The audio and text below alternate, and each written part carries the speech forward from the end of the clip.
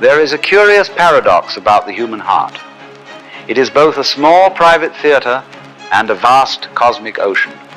Most of our lives are spent in the theater, lighting the stage, rehearsing the same roles, watching the same little dramas as if they were the whole story. Then, sometimes without warning, the curtains fall. The actors vanish. The stage collapses.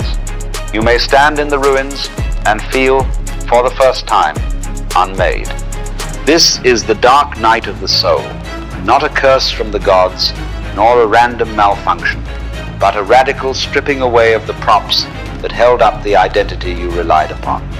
Imagine you've been wearing a suit of clothes for decades.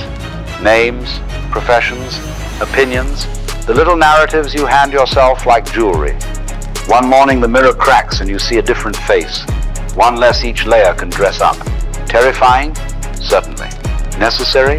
Often. What dies in the dark night is not your essential being, but the imagined self, the ego that thinks itself as a permanent thing, as a fortress against life's uncertainties. When this fortress falls, you are naked to existence, and nakedness, as philosophers and mystics have known, is a kind of truth-telling. This experience is often felt as bewilderment, anguish, grief. It can be a loss of love, a failure of health, a collapse of a career, or the dread of meaninglessness. The mind screams for explanation. What happened? Who am I now? What will I do?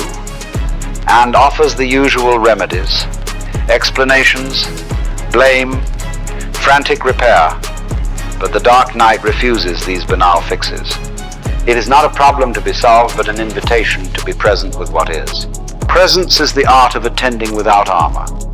It is the quiet witness that notices pain, not to fix it, but to let it speak. In that listening, something else begins. There is an ancient image, a seed buried in the black soil.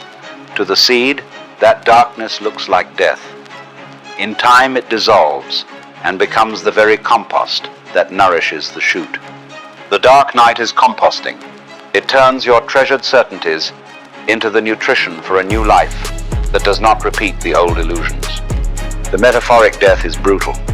Grief is the language of the heart, and it deserves the tenderness of tending. Do not hurry this process.